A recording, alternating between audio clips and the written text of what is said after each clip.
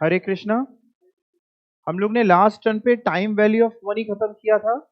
आज हम लोग स्टार्ट करने वाले हैं कैपिटल बजटिंग। कहीं ना कहीं ये दोनों चैप्टर थोड़ा सा रिलेटेड है, क्योंकि कैपिटल बजटिंग में भी हम वो चीजों का यूज करेंगे जो हमने टाइम वैल्यू ऑफ मनी में सीखा था, यानी प्रेजेंट वैल्यू निकालना या डिस्काउंटिंग फैक्टर, वो सब हम वहीं से यूज करने वाले हैं। अब ये चैप्टर किस बारे में है? Capital budgeting.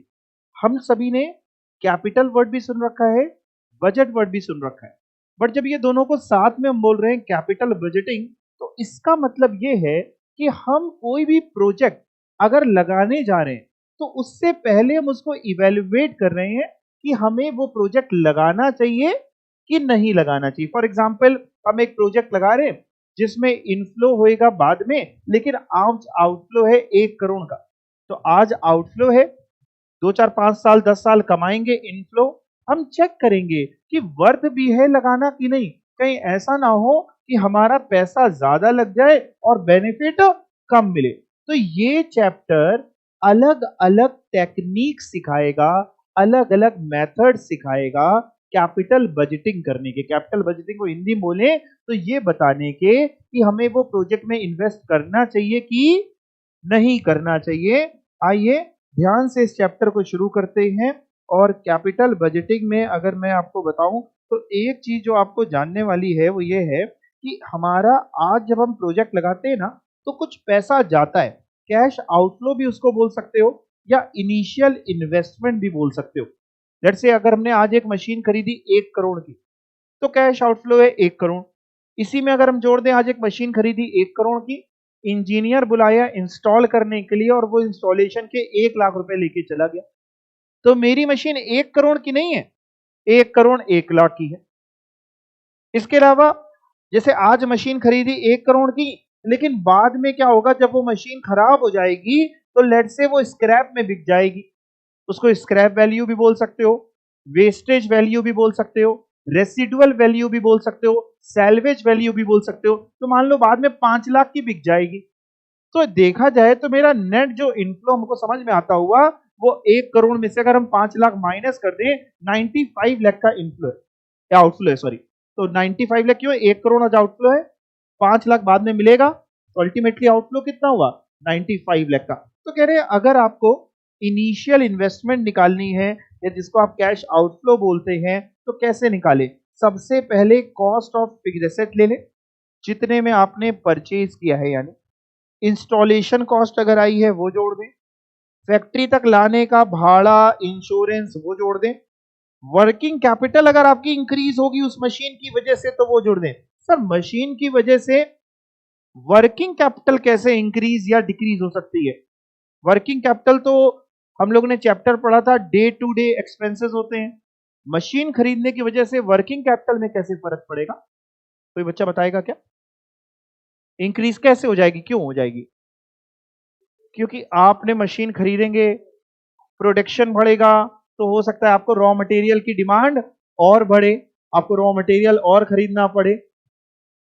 चीजों की डिमांड हो सकता है, लेबर की डिमांड और बढ़े, लेबर और लगाने पड़े, तो वर्किंग कैपिटल बढ़ेगी। सर बढ़ेगी तो चलो समझ में आ गया, गिर क्यों सकती है? इन दोनों में कुछ एक ही होगा, या तो बढ़ेगी तो प्लस होगी, गिरेगी तो माइनस होगी। गिर कैसे सकती है, डिक्रीज कैसे हो सकती है वर्किंग कैपिटल?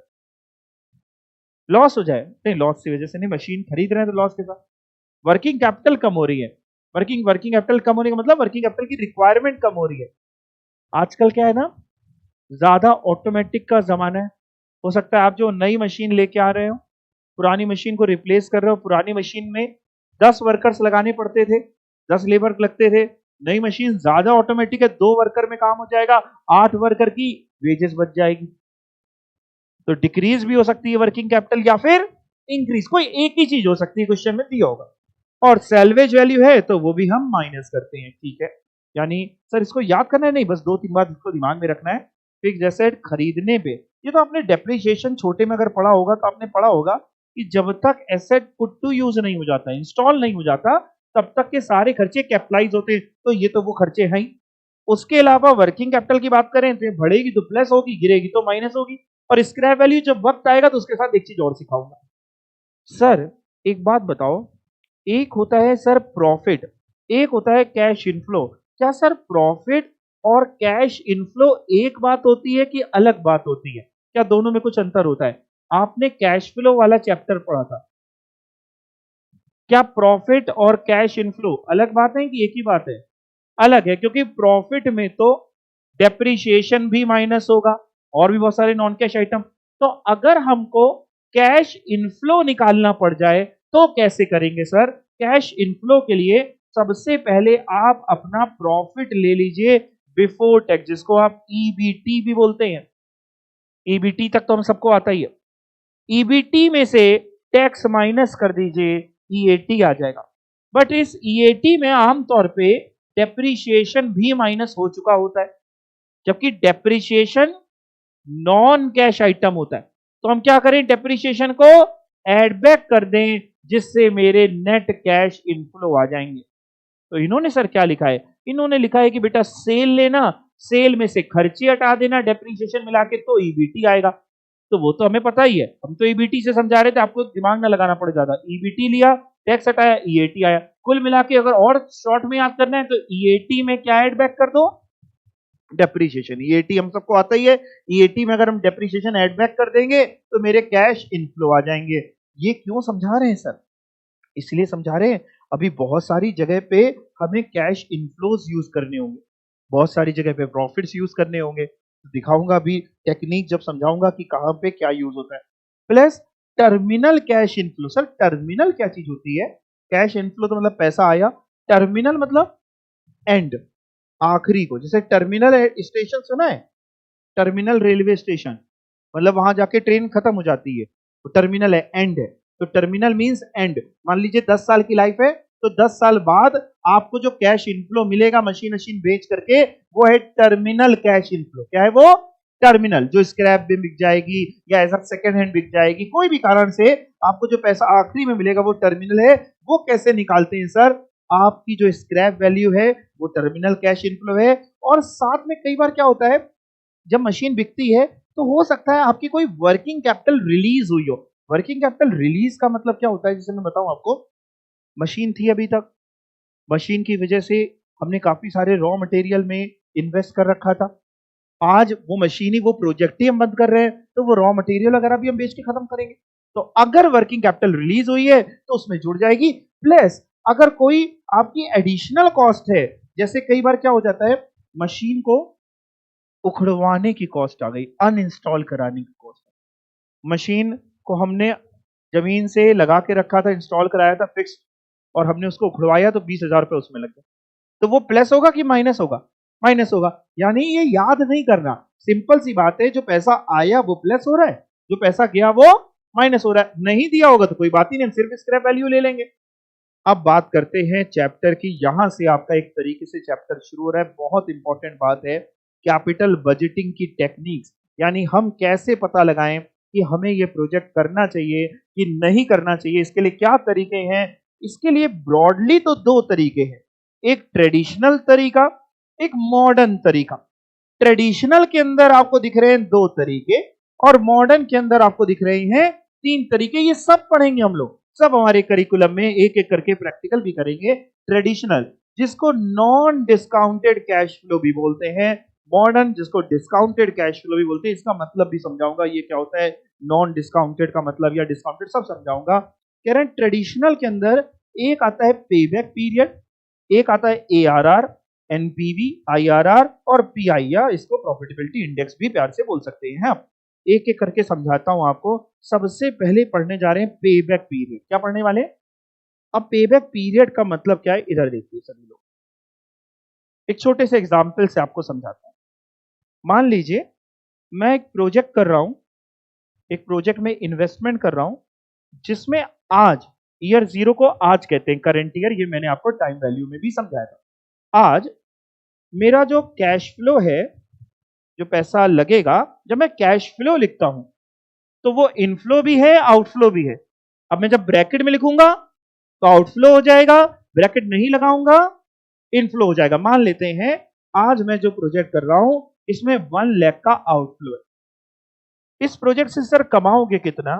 फर्स्ट ईयर में कमाऊंगा बेटा 2 लाख, सेकेंड ईयर में 2 लाख, थर्ड ईयर में 2 लाख, 2 लाख ज्यादा हो गया तो इसको 10 लाख कर देते, एक काम करते हैं ये 10 लाख कर दे, ऊपर लगे हैं 10 लाख, फिर 2-2 लाख कमाऊंगा, ठीक है। थर्ड ईयर में 2 लाख, फोर्थ ईयर में 2 लाख, और फिफ्थ ईयर में 2 लाख, और एक और लिख लेता हूं लेट से, सिक्स्थ ईयर में भी 2 लाख।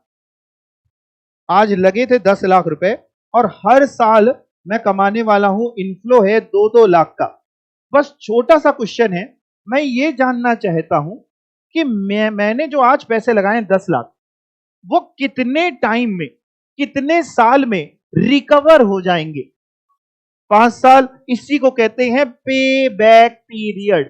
पे बैक, जो हमने पेमेंट किया था वो वापस आने में, पे बैक आने में कितना टाइम लगेगा, पे बैक पीरियड। तो बिल्कुल आपने सही कहा कि 10 लाख रुपए लगाए हैं तो 2-2 लाख रुपए करके 5 साल में वापस आएंगे, तो 5 साल पे बैक पीरियड। एक और क्वेश्चन देता हूं, देखते हैं आप क्या बताते हो। सेम चीज 10 लाख रुपए मान लिए, और इसको थोड़ा सा चेंज करता हूं, ये सबको 5 साल समझ में आ गया। अब मैं इसको थोड़ा चेंज करता हूं, देखते हैं आप बता पाते हैं क्या। अभी मैंने कोई फॉर्मूला आपको कुछ नहीं सिखाया है। मान लीजिए यहां पे मैं कर देता हूं इसको 4 लाख, बाकी सब कुछ हो। अब बताइए 4 साल, आर यू श्योर? 4 साल में आपके 10 लाख रुपए वापस आ जाएंगे। कोई फॉर्मूला आपने सीखा? कुछ नहीं सीखा, आपने सिर्फ क्या किया, अपने दिमाग का इस्तेमाल किया। 4 साल में वापस। आपको क्या लगता है पेबैक पीरियड जितना कम आए उतना अच्छा होगा, कि जितना ज्यादा आए उतना अच्छा होगा? क्या कहते हैं? कम? पक्का? जाहिर सी बात है, जितनी जल्दी हमारा पैसा हमारा रिकवर हो जाए उतना बढ़िया प्रोजेक्ट है। मतलब अगर हमें 2 प्रोजेक्ट्स में से चुनना है, एक प्रोजेक्ट का पेबैक पीरियड है 7 इयर्स का, दूसरे प्रोजेक्ट का पेबैक पीरियड है 4 इयर्स का, और सिर्फ पेबैक पे ही अगर हमें चुनना है तो हम किसको चुने? 4 इयर्स को। क्लियर हो पा रही है आपको बात, जिसका पेबैक पीरियड कम हो। अच्छा सर और कुछ चेंज करो, देखे हम लोग बता पाएंगे कि नहीं। ठीक है बेटा, इसको कर देते हैं मान लो 4 लाख। अब बताओ,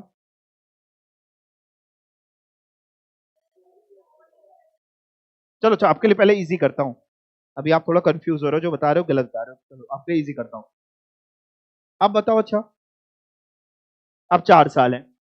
अच्छा अब देखो, अगर मैं इसको 4 कर देता हूं तो 4 साल से कम होंगे कि 4 साल से ज्यादा होंगे? 4 से कम होंगे, आर यू श्योर? दूसरा क्वेश्चन, 3 साल से ज्यादा होगा कि 3 साल से कम होगा? 3 साल से ज्यादा होगा। 4 से कम होगा, 3 से ज्यादा। तुक्का मारो। 3.5 साल। पर कैसे निकाले इसको? अगर निकालना पड़े तो हम कैसे करें, इधर देखिएगा। हम ये कह सकते हैं सर 3 साल तो है ही, क्योंकि 3 साल में अगर हम टोटल करते हैं तो 4 2 6 2 8, 8 लाख रुपए हमारे हो पा रहे हैं, जबकि हमको चाहिए थे 10 लाख। तो अभी भी 2 लाख की कमी है। 10 लाख में 8 लाख तो रिकवर हो गए, 2 लाख रिकवर और होने। चौथे साल में 4 लाख रुपए रिकवर हो रहे हैं। तो अगर पूरा एक साल, पूरा चौथा साल मतलब पूरा एक साल, पूरा एक साल लग गया कितने रुपए रिकवर करने में? 4 लाख रुपए रिकवर करने में पूरा एक साल लग गया। कमी कितनी थी? 2 लाख की। अगर 2 लाख और हो जाते तो मेरा इनिशियल इन्वेस्टमेंट रिकवर हो जाता। तो अगर 4 लाख रुपए एक साल में रिकवर हुए तो 2 लाख रुपए कितने टाइम में रिकवर होंगे? यूनिटरी मेथड लगाएं तो 1/4 लाख इंटू 2 लाख ईयर्स में आ जाएगा ये। या इसको आप 2 लाख/4 लाख भी बोल सकते हैं, एक ही बात है। ऊपर 2 लाख बचेगा, कितना आएगा? 0.5 ईयर प्लस प्लस, अभी का आंसर नहीं है, प्लस 3 साल तो थे ही ना सर, प्लस 3, यानी आंसर कितना आया? 3.5 ईयर्स। 3.5 साल लग रहे हैं सर आपको पैसा रिकवर करने में। समझ पा रहे हैं 3.5 साल कैसे आए? पक्का? मैं तो और चेंज करता हूं, देखते ना आए आपको कि नहीं। मैं और चेंज करता हूं, मान लो मैं कर देता हूं इस फोर्थ ईयर के 4 लाख को 8 लाख, इसको कर देता हूं 8 लाख रुपए। और अब आप शायद अगर बता पाए तो बताइए, बहुत बढ़िया लगेगा तो बता लेंगे तो। जो भी आएगा ये ईयर्स में आएगा। जैसे ये 3.5 ईयर्स का आ रहा था जो पहले आ रहा था, 3.5 ईयर्स को क्या हम बोल सकते हैं 3 साल 5 महीने? क्या 3.5 ईयर्स 3 साल 5 महीने होते हैं? आंसर इज नो, 3 साल 6 महीने होते हैं। 0.5 ईयर्स को अगर मंथ्स में कन्वर्ट करना हो तो 0.5 इंटू 12, 3 साल 6 महीने। आपको महीने को छोड़ दीजिए, आप जो जैसे हमने था ना 3.5 ईयर, ऐसे ही आप बताइए हमें राउंड ऑफ मत करना, अपना जितना है एग्जैक्ट बताना, कॉपी पेन यूज कर सकते हैं। 3.25 ईयर्स एक आंसर आ रहा है, 3.3 नहीं आएगा, गलत है। सही से निकालो, कॉपी में सॉल्व करो, सही से सॉल्व करो। 3.25 ईयर्स, ओके। सभी लोग सॉल्व करो, कॉपी निकालो, जैसे किया वैसे ही करो, जैसे हमने किया है बिल्कुल वैसे ही दिमाग लगा के करो। 3.25 ईयर्स।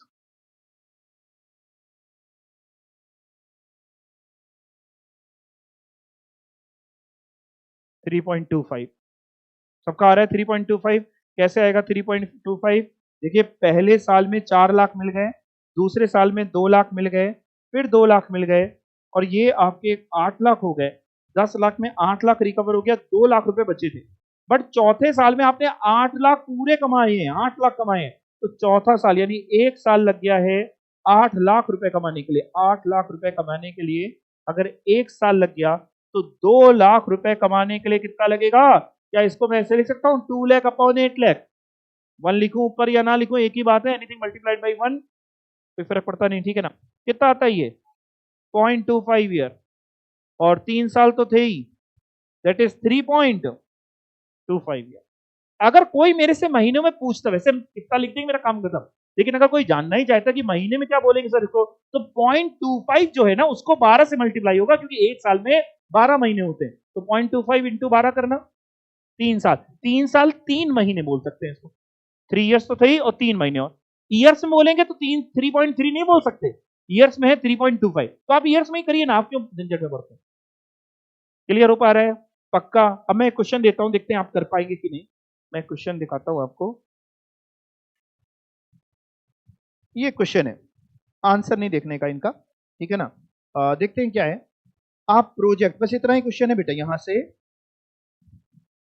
यहां तक, यहां से यहां तक क्वेश्चन है बस, और पे बैक पीरियड निकाल, नीचे आंसर वो नहीं देखना, टेबल लेवल के चक्कर में पढ़ोगे सब खत्म हो जाएगा, अपना दिमाग लगाएंगे। आप project with an initial outlay, outflow का एक और नाम आउटले भी होता है, with an initial outlay of 12,000, 12,000 रुपए आज आउटफ्लो है 0 ईयर में।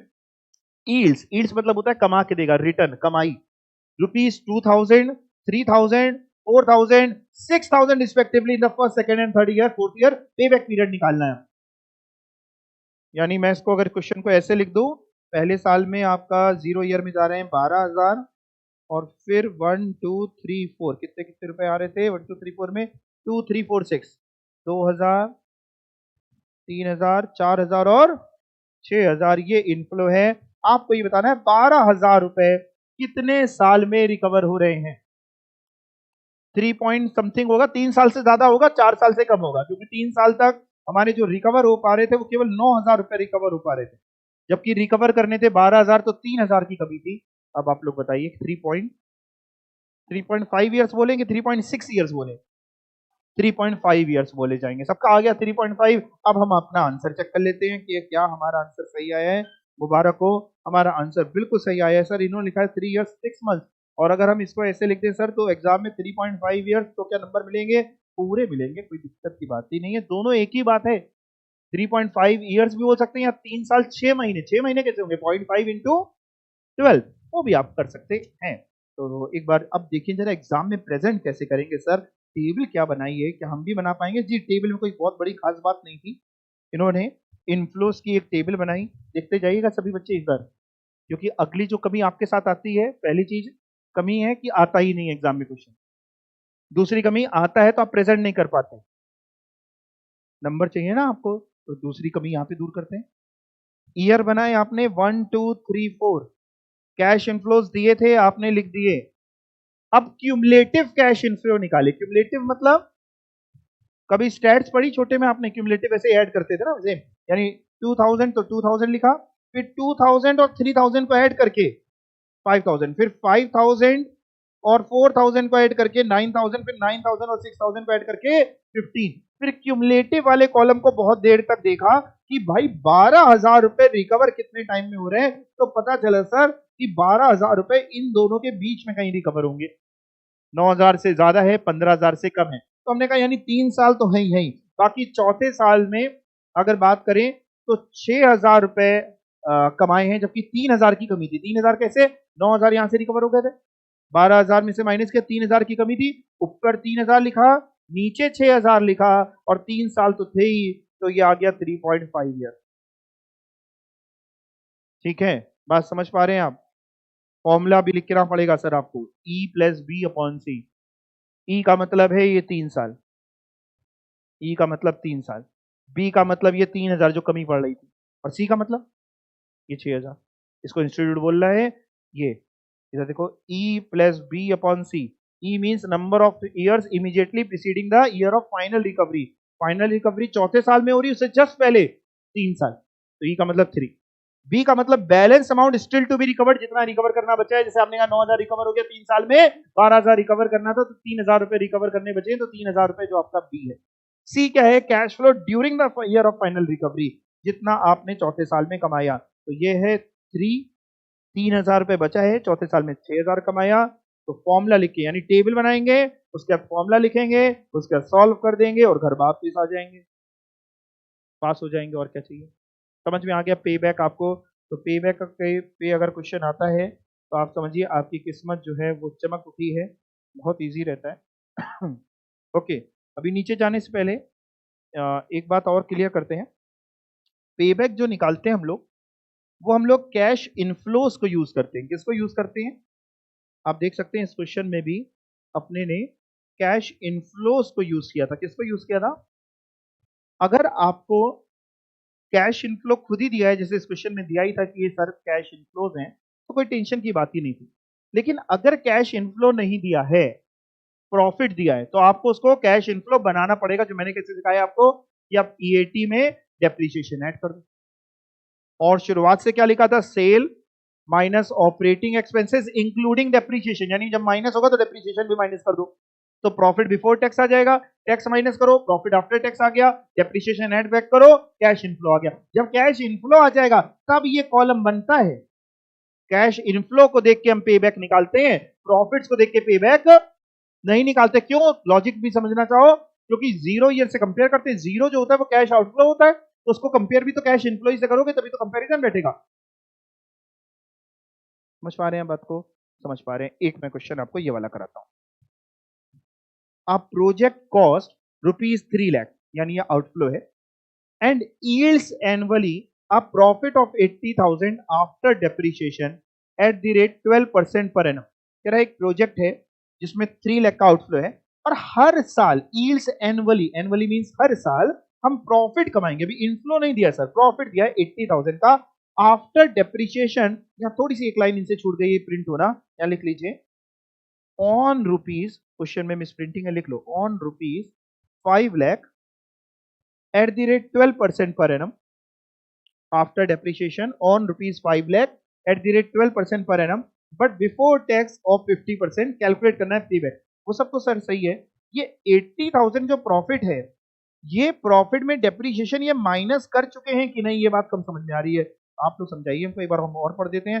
Profit of 80,000 after depreciation but before tax, मतलब डेप्रिसिएशन माइनस, मतलब ये दिया है profit before tax. Profit before tax में टैक्स माइनस होगा तो आएगा profit after tax, depreciation add back होगा तो कैश इनफ्लो आ जाएगा। प्रॉफिट बिफोर टैक्स है 80,000, टैक्स का रेट है 50%, 80,000 का 50%, 40,000 टैक्स होगा, तो प्रॉफिट आफ्टर टैक्स बचेगा 40,000 का। 40,000 के प्रॉफिट आफ्टर टैक्स में डेप्रिसिएशन ऐड कर दीजिए, डेप्रिसिएशन हो जाएगा 5 लाख का 12%, 60,000। 40,000 में 60,000 जोड़ दिया, 1 लाख का हर साल का कैश इनफ्लो है। अब आपका आउटफ्लो था 3 लाख का, हर साल कमाओगे 1-1 लाख रुपए, 3 साल का पेबैक पीरियड है, आंसर आ गया 3 year. Profit before tax 80,000, tax हटाया 40,000 का, प्रॉफिट आफ्टर टैक्स आया 40,000 का, डेप्रीशिएशन ऐड किया 5 लाख का 12% 60,000, तो हमारा कैश इनफ्लो आ गया 1 लाख का। रिटर्न निकाला, rate of return, rate of return word use नहीं करना चाहिए, पे यहां काट के सही करो, आंसर में पेबैक पीरियड निकाला, पेबैक पीरियड निकाला, कॉस्ट ऑफ प्रोडक्ट नहीं, कॉस्ट ऑफ प्रोजेक्ट, इसको भी सही करो, cost of project upon annual cash inflows. अब इसको इनफ्लो करो, इन ऑल लगा दो वर्ड, फ्लो तो लिखा ही है, नीचे जो डिवाइड हो रहा है एनुअल कैश इनफ्लो। क्या मतलब हुआ? आपने दो तरीके के कैश इनफ्लो सीखे, एक इवन कैश इनफ्लो सीखे, एक अनइवन सीखे। अगर इवन कैश इनफ्लोज है, इवन मतलब हर साल सेम अमाउंट, 1-1 लाख रुपए कमा रहे हैं, 2-2 लाख रुपए का इनफ्लो, 3-3 लाख का हर साल, चेंज नहीं हो रहा, तो वो इवन है। और चेंज हो रहा है अगर, तो वो अनइवन। अगर इवन है तो कह रहे सर पेबैक पीरियड बड़ा आसान है, पीबीपी मींस पेबैक पीरियड। क्या करना है, इनिशियल इन्वेस्टमेंट 3 लाख रुपए अपॉन एनुअल कैश इनफ्लो, तो 3 lakh upon annual cash inflow 1 lakh, यानी कितना हो गया 3 ईयर्स। सर ये हमेशा होल फिगर में ही आएगा, एग्जैक्ट आएगा, 3 साल पॉइंट में नहीं आ सकता? नहीं, बिल्कुल आ सकता है, पॉइंट में भी आ सकता है, जो आएगा वो लिख देंगे, यहां तो अपना दिमाग लगाए नहीं। लेकिन अगर अनइवन होगा तो आपको फिर ई प्लस बी अपॉन सी करना होगा। और इन दोनों ही फॉर्मूले से ज्यादा जरूरी है कि आप अपना दिमाग लगाएं। फॉर्मूला तो बात की बात है, आपने तो बिना फॉर्मूले के आंसर बता दिए थे, इवन में भी और अनइवन में भी। तो अगर अपना दिमाग भी लगा लेंगे तो फिर गलती के चांसेस खत्म हो जाएंगे। सिर्फ फॉर्मूले पे निर्भर रहेंगे तो गलतियां होती हैं। सबको समझ में आ गया? पेबैक पीरियड के अलावा अगली चीज आती है पोस्ट पेबैक प्रॉफिटेबिलिटी। सर इसका क्या मतलब है, मैं समझाता हूं, इधर आओ। मान लो एक प्रोजेक्ट है जिसमें आज लग रहे हैं 1 लाख, और हम हर साल 1 2 3 4 5 हर साल कमाएंगे 20-20 हजार रुपए, अगले 5 साल की लाइफ है। इसका अगर मैं आपसे कहता हूं पेबैक पीरियड निकाल दीजिए तो कौन सा कितना आएगा, 5 ईयर्स। तो एक दूसरा प्रोजेक्ट है 0 ईयर में, इसमें भी 1 ही लाख लग रहे हैं, लेकिन इसमें जो हम कमाएंगे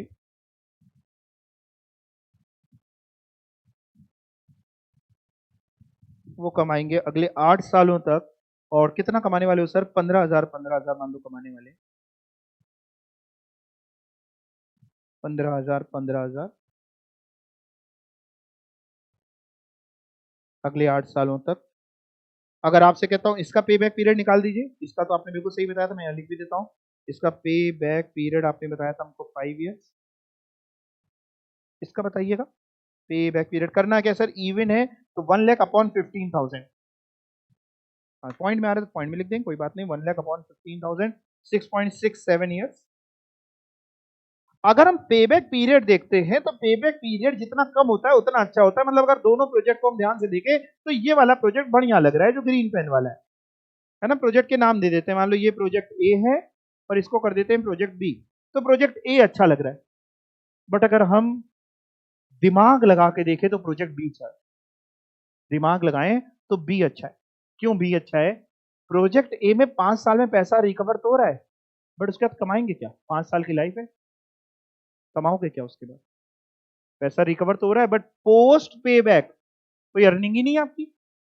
5 साल तो पैसा रिकवर करने में लग जाएगा, बट कमाने के लिए कर रहे हैं ना। बिजनेस काय के लिए कर रहा है इंसान? कमाने। कमाई कहां है यहां? दूसरे में जाते हैं, लग तो 6.67 ईयर रहे हैं, बट प्रोजेक्ट की लाइफ तो 8 साल है, उसके बाद कम से कम कमा तो रहे हैं। अगर हम 15,000 इंटू 8 करते हैं, 15,000 इंटू 8 1,20,000, 1,20,000 लगाना, 1 लाख है, 1,20,000 कमा रहे हैं, 20,000 कमा तो रहे हैं। ये होती है पोस्ट पेबैक प्रॉफिटेबिलिटी। तो अगर प्रोजेक्ट ए में कोई हमसे पूछे पोस्ट पेबैक प्रॉफिटेबिलिटी तो हम कहेंगे जीरो।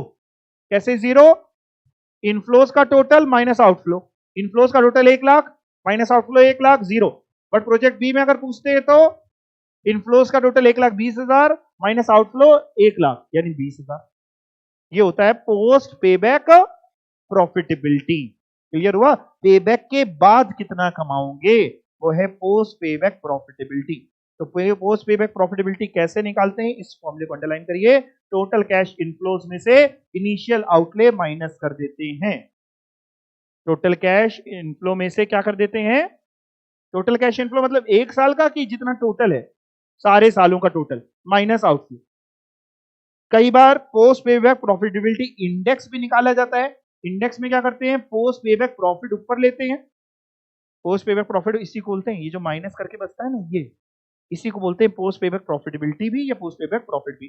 तो पोस्ट पेबैक प्रॉफिटेबिलिटी ऊपर लेते हैं अपॉन इन्वेस्टमेंट इनटू 100, तो इंडेक्स यानी परसेंटेज में आ जाता है। मैं क्वेश्चन कराता हूं आपको क्लियर करने के लिए, इलस्ट्रेशन नंबर 3 कराता हूं, बहुत ध्यान से देखना।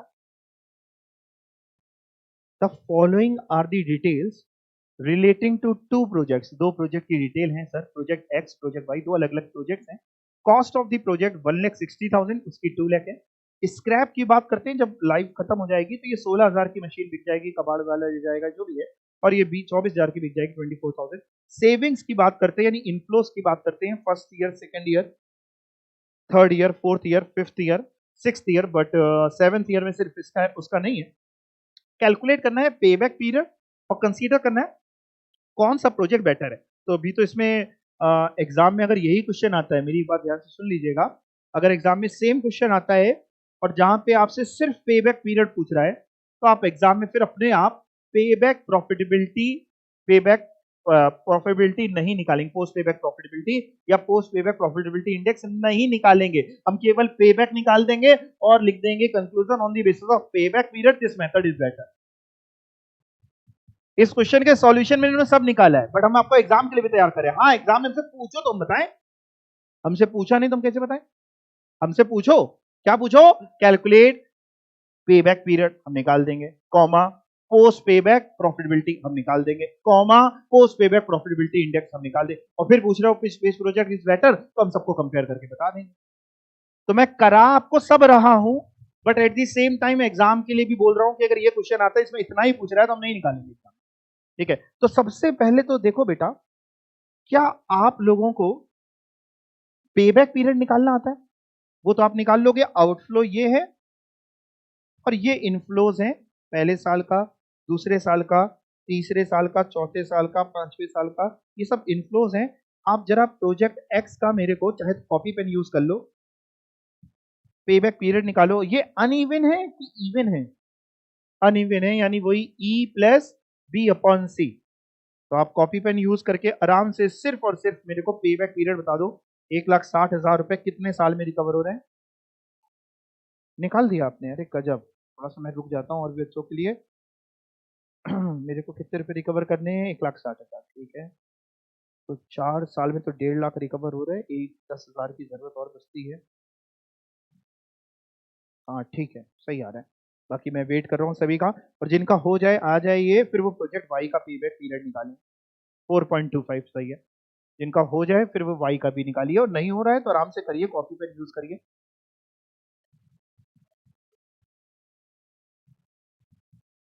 इसका 3.66 आ रहा है। 1 लाख तो ये हो गया, 1,60 हो गया, 40 की कमी है, 40/60, और 3 साल तो है ही। हाँ सही है, 3.67 आप स्कोर कर सकते हैं। हाँ 3.67 ईयर्स, यानी दोनों प्रोजेक्ट्स का पेबैक पीरियड आ गया है। पहले वाले का आया है अपना, कितना आया था? 4.25 ईयर्स। 0.25 ईयर्स मींस 3 मंथ्स, ये आप समझ पा रहे हैं? 0.25 इंटू 12 आप करते हैं तो 3 मंथ्स, तो 4 ईयर्स 3 मंथ्स भी लिख सकते हैं, या 4.25 ईयर्स भी लिख सकते हैं। और दूसरे वाले का आपका आया था 3.67 ईयर्स, या आप जो 0.66 करके आए तो उसको अगर इंटू 12 कर देंगे तो महीने में कन्वर्ट हो जाएगा।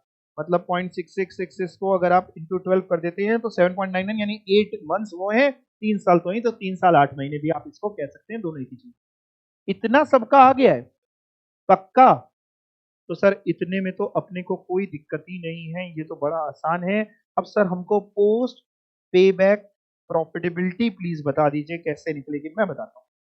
पोस्ट पेबैक प्रॉफिटेबिलिटी के लिए 2 चीजें चाहिए, एक इनफ्लोस का टोटल, एक आउटफ्लो का टोटल। आउटफ्लो तो एक ही है, कितना है आउटफ्लो? बाकी सब इनफ्लो है। इनफ्लो का आउट टोटल करते हैं, मेरे साथ करना प्रोजेक्ट एक्स का। पहले साल का 20,000 प्लस दूसरे साल का 30,000, 30,000 प्लस थर्ड ईयर का 50,000, फोर्थ ईयर का 50,000 प्लस कर रहे हैं सबको, है ना? फिफ्थ ईयर का 40,000, सिक्स ईयर का 30,000, सेवेंथ का भी रुक जाना, आखिरी साल रुक जाना। अभी तक कितना आया?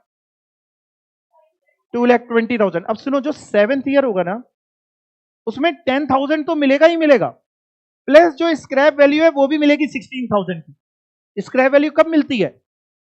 एंड में, आज तो ना मिलेगी। तो यानी सबसे आखिरी में 26,000 का इनफ्लो होगा। 10,000 ये जो दिया है ये तो है ही, प्लस 16,000 की स्क्रैप, 26,000 और जोड़ दो, 2,46,000 का टोटल इनफ्लो है, आउटफ्लो है 1,60,000 का। बताओ पोस्ट पेबैक प्रॉफिटेबिलिटी 86,000। चलो आंसर चेक करा देता हूं, पोस्ट पेबैक प्रॉफिटेबिलिटी 86,000 रुपीज आ रही है। आ गई समझ में? आखिरी वाले साल के इनफ्लो में स्क्रैप वैल्यू को जोड़ देते हैं, स्क्रैप वैल्यू को आखिरी वाले साल में जोड़ देते हैं, याद रखना। समझ रहे हैं? क्या आप प्रोजेक्ट वाई का बता पाएंगे पोस्ट पेबैक प्रॉफिटेबिलिटी सेम तरीके से?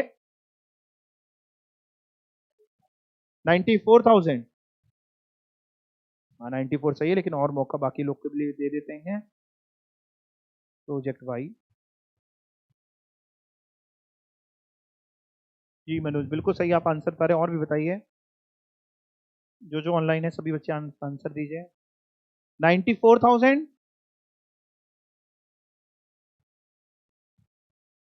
बताओ इजी है टफ है? बहुत इजी है।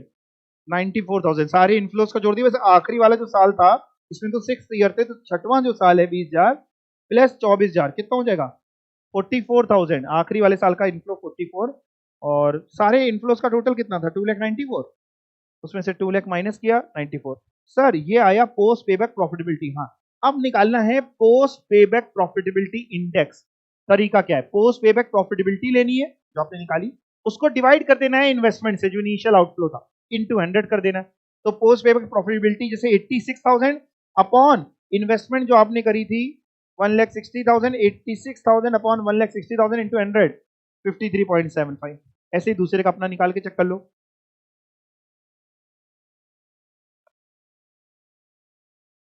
47% सबका आ गया। अब हमको बताना है कौन सा प्रोजेक्ट बेटर है। हमने 3 चीजें निकाली हैं और 3 चीजों को हम कंपेयर करके बताने वाले हैं कि कौन सा प्रोजेक्ट बेटर है। देखिए साहब, पेबैक पीरियड जितना कम आए उतना अच्छा होता है, मानते हो कि नहीं?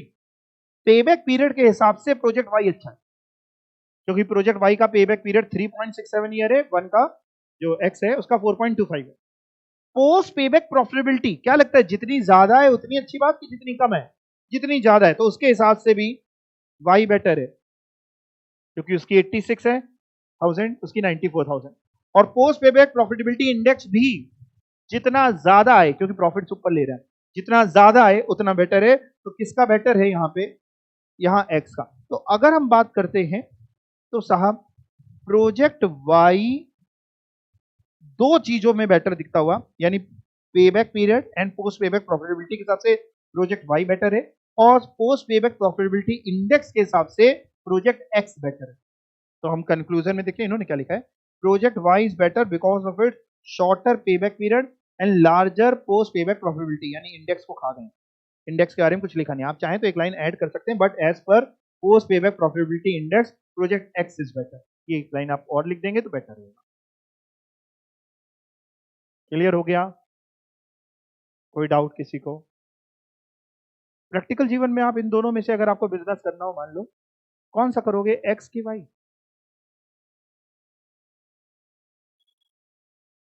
एक्स और वाई। आप लोग बिजनेस करोगे कि जॉब करोगे बड़े होकर? जॉब।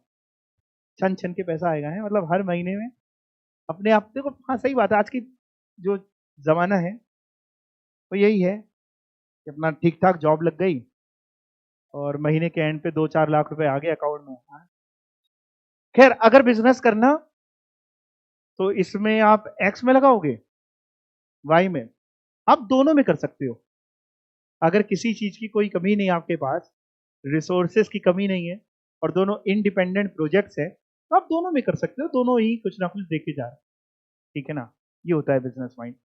हम क्यों एक्स में करें? अगर हमें एक चूज करना है तो हमने तो लिख ही दिया, अब जिसको जो करना है वो कर सकता है।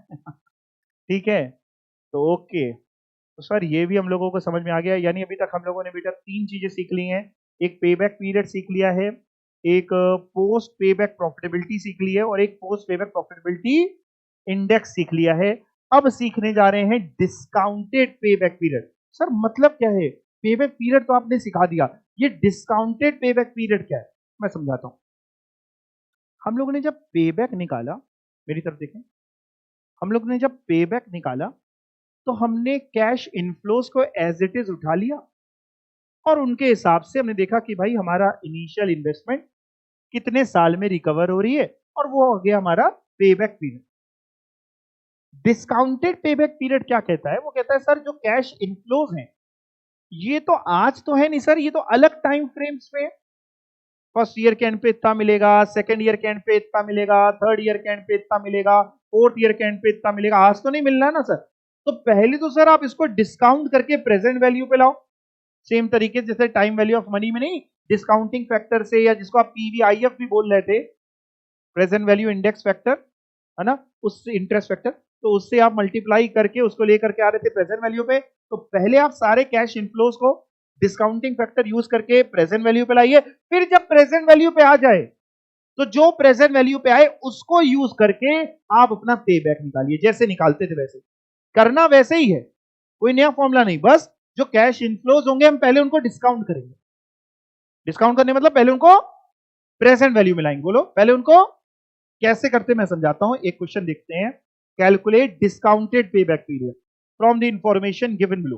कॉस्ट ऑफ द प्रोजेक्ट है 10 लाख रुपए, लाइफ है 5 साल की, कैश इनफ्लो दिया हुआ है, हमें कैश इनफ्लो ही चाहिए होता है 4 लाख, और कट ऑफ रेट जो 10% है, कट ऑफ रेट भी कई बार बोलेगा, इंटरेस्ट रेट के नाम से भी बोलेगा, डिस्काउंटिंग रेट के नाम से भी बोलेगा, तो वो सब एक ही बात है। मैं पहले अगर आपसे पूछूं, अगर मान लो एग्जाम में डिस्काउंटेड वर्ड यूज ना कर रहा होता, सिर्फ पेबैक पीरियड पूछ रहा होता, इसी क्वेश्चन में सिर्फ पेबैक आप बता पाओगे?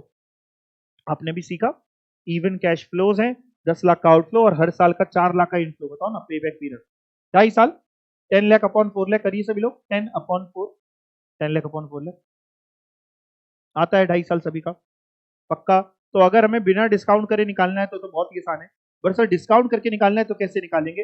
वो भी आसान है। हमें करना क्या है बेटा, हमें हर साल के कैश इनफ्लोज को प्रेजेंट वैल्यू पे लाना है। कैसे लाना है सर? डिस्काउंटिंग फैक्टर दिया है 10%। अच्छा 10% का मतलब आप जानते हैं, मैंने आपको टाइम वैल्यू ऑफ मनी में सिखाया था, 10% मीन्स 1 डिवाइड बाई 1.1 करके इज इक्वल टू दबाते रहेंगे तो आ जाएगा, याद है कि भूल गए वो? तो करिए जरा पहले साल का 1 divide by 1.1 is equal to 0.909, यानी ये सबको समझाना याद है आपको?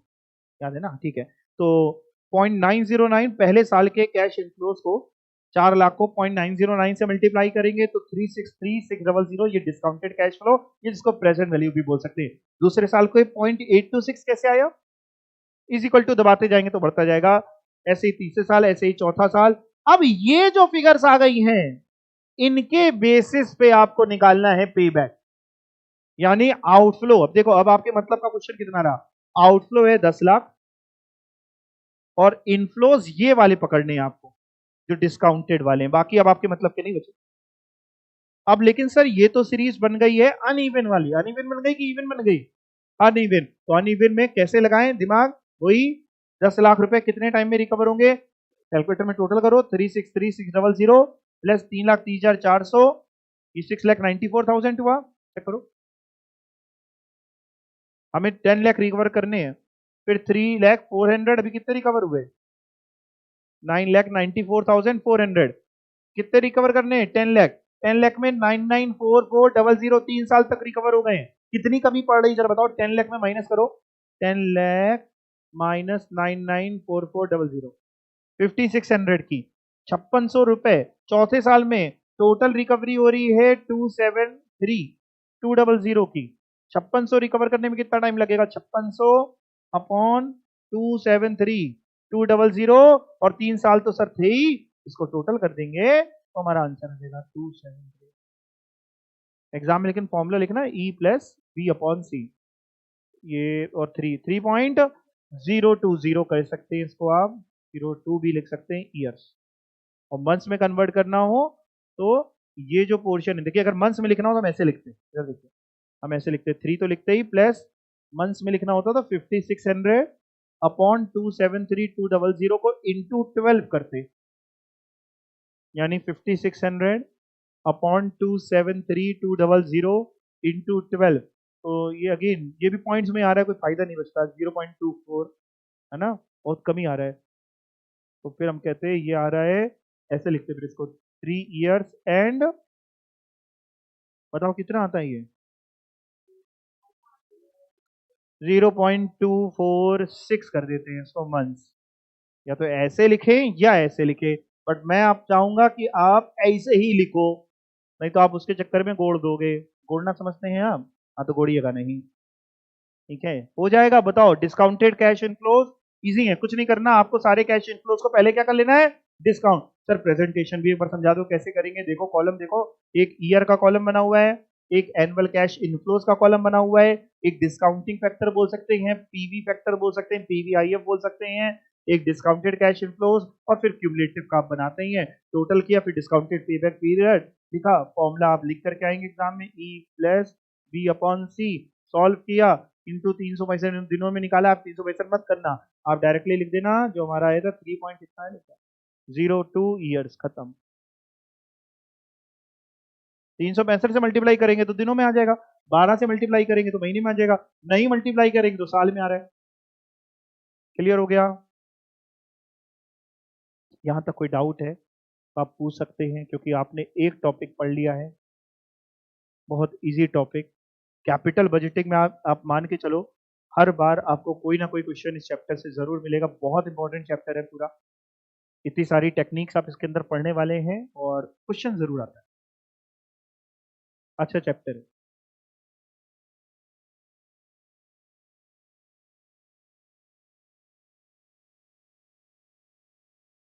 लैक ऑफ प्रैक्टिस की वजह से मैक्सिमम बच्चे पूरे इंडिया में छोड़ के जाते हैं ये चैप्टर। बच्चों को टफ लगता है चैप्टर, बट अभी तक आपको सही लग रहा है तो आगे भी ठीक लगेगा। अगर अभी तक ठीक है तो आगे भी ठीक है। तो इसका तरीका यही है कि पहले मैंने जानबूझ करके इसलिए आपको टाइम वैल्यू ऑफ मनी पढ़ाया, कि पहले वो कॉन्सेप्ट क्लियर हो तभी तो ये बात आ पाएगा। अच्छा, अगला टॉपिक आता है ARR। इसको अकाउंटिंग रेट ऑफ रिटर्न भी बोलते हैं, जैसे कि लिखा हुआ है आपको दिख रहा है। इसको कुछ लोग एवरेज रेट ऑफ रिटर्न भी बोलते हैं। ए फॉर कुछ लोग अकाउंटिंग बोलते हैं, ए फॉर कुछ लोग एवरेज रेट ऑफ रिटर्न, कुछ लोग, और जो आपको बोर्ड्स में दिख भी रहा होगा, अनएडजस्टेड रेट ऑफ रिटर्न भी बोलते हैं, या फाइनेंशियल स्टेटमेंट मेथड भी बोलते हैं। कुछ नहीं, ये प्रॉफिट निकालने का तरीका है कि हम कितना कमा रहे हैं। और इसके ना बहुत सारे फॉर्मुलेज होते हैं। मतलब मैं बताऊं आपको, ये एवरेज रेट ऑफ रिटर्न अलग अलग बुक्स में अलग अलग फॉर्मुले दिए होते हैं। कोई कुछ फॉर्मूला यूज कर रहा होता है, कोई कुछ फॉर्मूला यूज कर रहा होता है, और जितने फॉर्मुलेज आप अलग अलग यूज करेंगे सबसे आंसर भी अलग अलग होते हैं। बट हमें तो क्या यूज करना है, जो हमारा इंस्टीट्यूट है, वही हमारा माई बाप है, हमें उसी को मानना है। ठीक है, तो देखते हैं वो क्या कहने वाला है। इजी है, फॉर्मूला बेस्ड है। ARR accounting rate of return कह रहा है एवरेज एनुअल नेट इनकम लेना। कैश इनफ्लो बोल रहा है कि नेट इनकम प्रॉफिट बोल रहा है? प्रॉफिट बोल रहा है। जब हम प्रॉफिट निकालते हैं, ARR मींस हम निकालने में कितने परसेंट कमाया, तो प्रॉफिट लेने, कैश इनफ्लोज नहीं लेना है। अपॉन क्या करना है, एवरेज इन्वेस्टमेंट इनटू 100। सर अगर कैश इनफ्लोज दिए हैं तो क्या करें? कैश इनफ्लो कैसे आए थे? EAT में डेप्रिसिएशन जोड़ा था तो कैश इनफ्लो आया था। अगर कैश इनफ्लो दिया और EAT तक पहुंचना हो तो क्या करोगे? माइनस कर देंगे, यानी कैश इनफ्लो में अगर डेप्रिसिएशन माइनस कर दोगे तो भी कैश नेट प्रॉफिट आ जाएगा आपका। ये और ये फॉर्मूला एक ही लिखा है, दोनों एक ही चीज है।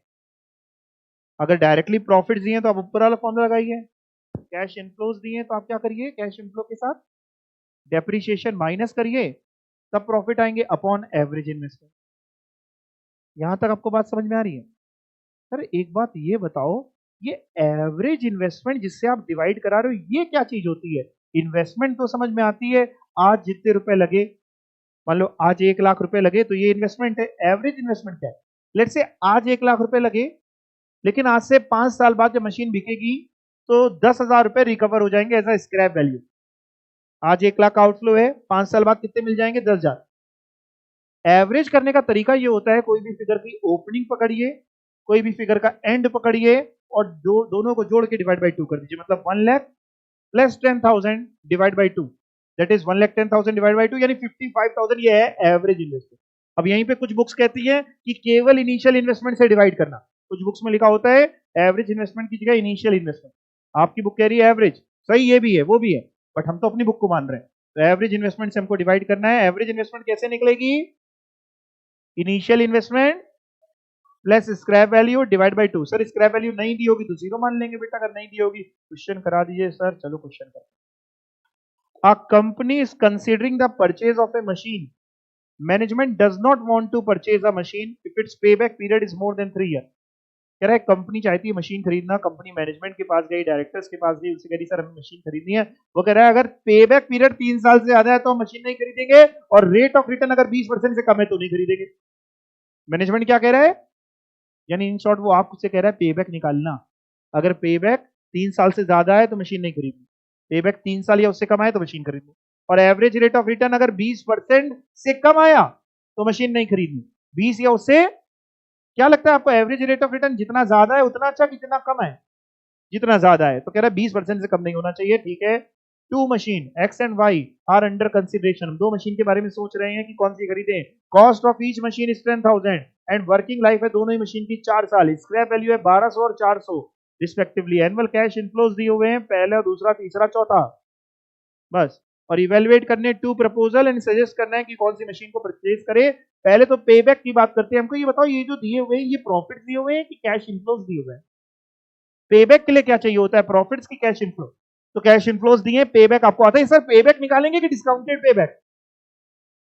कहां लिखा है डिस्काउंटेड? पेबैक ही निकालेंगे। पेबैक निकालो ना फटाक से, आपको पता है तो मशीन एक्स में 10,000 रुपए लग रहे हैं और 2,000, 3,000, 4,000, 8,000 ये इनफ्लोज हैं। बताइए ना साहब कितने टाइम में पैसा रिकवर होगा मशीन एक्स का? पेबैक पीरियड 2, 3, 5, 5, 4, 9, 3 साल, और 1,000 की कमी थी ना, 1,000 अपॉन 8,000 ये हुआ 0.125, 3.125 आ रहा है। तो ये तो मशीन मैनेजमेंट नहीं खरीदने देगा, पता है मैनेजमेंट ये वाले नहीं खरीदने देगा, पता है, कह रहा था 3 साल ज्यादा हो तो नहीं खरीदने देंगे। अच्छा मशीन वाई का निकालो, 2.6, 3, 4, 7, 5, 12, 7, 3 की कमी थी, 3,000 अपॉन 5,000, 2.6 आ रहा है मेरा तो, 2.6 आ रहा है।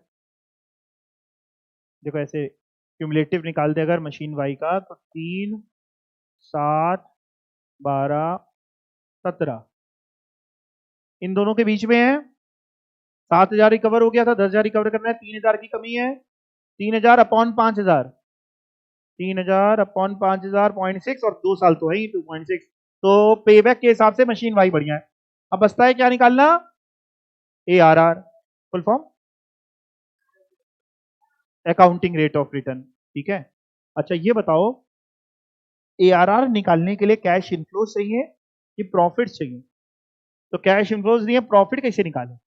डेप्रिसिएशन एड बैक करके। डेप्रिसिएशन दिया कहाँ है? डेप्रिसिएशन दिया है? नहीं, डेप्रिसिएशन नहीं दिया हो तो कैसे निकलता है? सुनो, नहीं, इन्हीं को प्रॉफिट नहीं मान लेंगे, डेप्रिसिएशन निकालेंगे। छोटे जब आप थे स्कूल गए थे आप लोग? डेप्रिसिएशन, जिन्होंने कॉमर्स लियो, डेप्रिसिएशन वैसे उनको भी याद नहीं होगा, टेंशन ना लेना, बहुत कम बच्चों को याद होगा। डेप्रिसिएशन के एक एसएलएम तरीका पढ़ाया गया था, WDV। एसएलएम में आओ, एसएलएम में क्या फॉर्मूला कुछ पढ़ाया गया था? एक तो रेट था, सेम अमाउंट रहता था, बट अगर डेप्रिसिएशन निकालना हो तो original cost minus scrap value upon life. याद आया? हाँ हाँ हाँ बोल रहे हैं, वही लगाना है यहाँ पे। और जिनको नहीं आता टेंशन नहीं लो, बहुत इजी तरीका है। डेप्रिसिएशन कैसे निकलता है सर, अगर रेट ना दिया हो तो original cost minus scrap value upon life. जैसे मशीन एक्स का निकालें, 10,000 की कॉस्ट है, स्क्रैप वैल्यू बताओ 1,200, और लाइफ बताओ, बस 4 ही हैं तो 4 साल, तो 1,200 और डिवाइड बाई 4, हर साल का डेप्रिसिएशन बताओ। 2,200, 10,000 माइनस 1,200, 8,800 अपॉन 4, 2,200 हर साल का डेप्रिसिएशन है। यानी प्रॉफिट कैसे निकलेंगे? मशीन एक्स पहले साल 2,000 में 2,200 जोड़ दो, 4,200, फिर 2,200 जोड़ दो, 5,200, फिर 2,200 जोड़ दो, 6,200, फिर 2,200 जोड़ दो। ये हैं आपके प्रॉफिट्स आफ्टर टैक्स, आपको ये पकड़ने हैं। समझ रहे हैं? डेप्रिसिएशन एड बैक करना है ना। प्रॉफिट्स निकालने के लिए क्या करना है, ये आपने पढ़ा ऊपर। ये क्या करना है, कैश इनफ्लोज में क्या करना है बताइए? डेप्रिसिएशन, अच्छा ये हमने ऐड करा दिए ना, रुको रुको रुको, सॉरी सॉरी।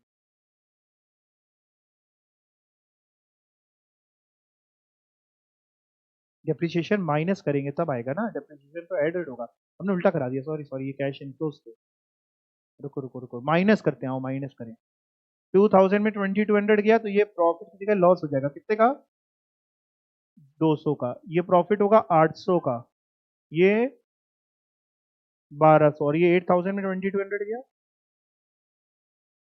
5800। हाँ ऐसे करते, देखो बताएं। ईएटी में जब डेप्रीशिएशन ऐड करते हैं तो कैश इनफ्लो आता है। हमें ये दिया है और ये हमने निकाला, और हमें ये चाहिए, ईएटी चाहिए। तो ईएटी कैसे करेंगे? कैश इनफ्लो में माइनस करेंगे ना डेप्रीशिएशन, समझ पा रहे हैं? इसलिए ये अपने ने किया। सेम मशीन वाई में करेंगे, बट एक्स का पहले आप निकाल दोगे एक बार। कहां पे 1800? ये वाला, हाँ ये वाला 4000 माइनस 2200 1800, 1800 कर दी। बाकी देख लो एक बार, कैलकुलेशन सही है? क्या चीज? नहीं, मशीन वाई में भी रुक जाते हैं। पहले एक्स का देखो, ये कैलकुलेशन सही है अपने ने, 200 800 1800 5800, ये सही किया है। अब इसका एआरआर निकालो। फॉर्मूला क्या सिखाया एआरआर का? यहां पे आइए, फॉर्मूला क्या सिखाया? Average annual net income,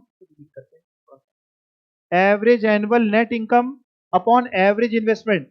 average annual net income, average annual net income मतलब करें क्या सर? मतलब इन सबको जरा ऐड करो, 200 800 1800 5800 सबको ऐड करने मतलब 200 को माइनस होगा।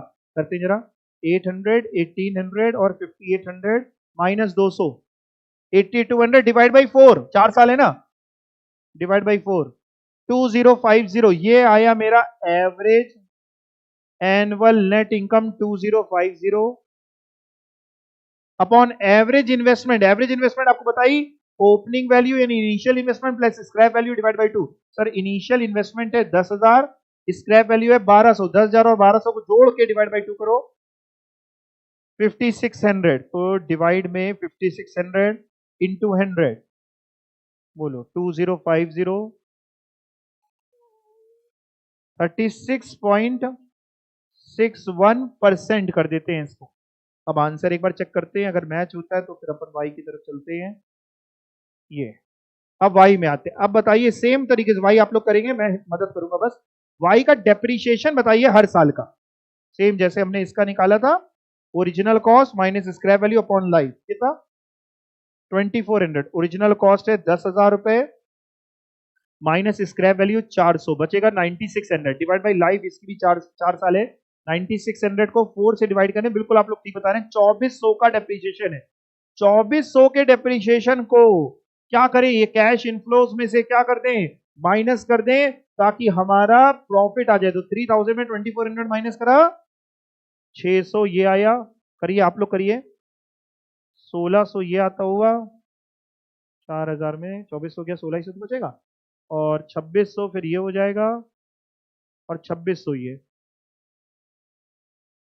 अब चारों को जोड़ के डिवाइड बाई 4 करें ताकि हमारा एनुअल इनकम हमें पता चल जाए। एवरेज 600 1600 2600 2600 डिवाइड बाई 4 कितना था हम लोग? 1850 है ना, ये आएगी 1850 अपॉन हमारा एवरेज इन्वेस्टमेंट 10,000 और 400 को जोड़ के divide by 2, 10,000 plus 400, 10,400 divide by 2 5200, और परसेंटेज में चाहिए तो इंटू 100 तो करना ही है। कितना? 35.58, ठीक है। जिसका ज्यादा होगा वो अच्छा होगा कि जिसका कम होगा? तो आपने दोनों चीजें निकाल ली हैं, आपने पेबैक निकाल लिया है ना, पोस्ट पेबैक प्रॉफिटेबिलिटी इन्होंने अपने आप निकाल दिया था, जरूरत नहीं थी, क्वेश्चन पूछ नहीं रहा था। एग्जाम में ना पूछे तो मत निकालना, एग्जाम में तो केवल यही चीजें पूछ रहा था। क्या पूछ रहा है? पेबैक और एआरआर, बस। पोस्ट पेबैक प्रॉफिटेबिलिटी की जरूरत नहीं। अब बताओ कौन सा प्रोजेक्ट करें, क्योंकि वो कह रहा था कि 20% से कम एआरआर नहीं होना चाहिए। अच्छा, दोनों का एआरआर 20 से कम नहीं है, ज्यादा ही है। तो दोनों प्रोजेक्ट एआरआर के बेसिस में मैनेजमेंट का क्राइटेरिया पूरा कर रहे हैं, बट पेबैक के बेसिस में केवल वाई पूरा कर रहा है। तो वाई को चुनेंगे, एक को चुनना है तो वाई को चुन लेंगे। कंक्लूजन, दो आरओआई जो मशीन एक्स का है वो तो 20% से ज्यादा है, लेकिन पेबैक पीरियड 3 साल ज्यादा है, हेंस इस मशीन को रिजेक्ट करेंगे। मशीन वाई को चुनेंगे क्योंकि इसका पेबैक भी लेस देन 3 इयर्स है और आरओआई भी 20% ज्यादा है। और बाकी जो इन्होंने कहानी निकाली है ये पोस्ट पेबैक प्रॉफिटेबिलिटी, इसकी जरूरत नहीं है जब तक ना पूछे एग्जाम में, होता कुछ नहीं, लेकिन जब तक नहीं पूछे तो अपने मन से नहीं करना।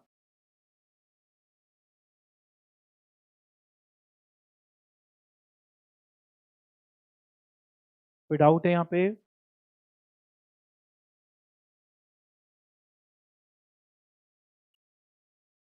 आपको याद हो तो टाइम वैल्यू ऑफ मनी में आप मेरे से ये एनपीवी पढ़ चुके हैं। आपने एक क्वेश्चन किया था जिसमें हम लोगों ने एनपीवी निकाली थी, कुछ नहीं किया था, सारे इनफ्लोस को डिस्काउंट करा था और आउटफ्लो से माइनस किया था। सेम तरीके से आप ये क्वेश्चन करेंगे इलस्ट्रेशन नंबर 6। इनके आंसर मत देखिएगा, इसमें 3 चीजें निकालनी। पेबैक पीरियड, पेबैक पीरियड आपको पता है ये क्या होता है, अनएडजस्टेड रेट ऑफ रिटर्न, ये भी आपने सीख लिया।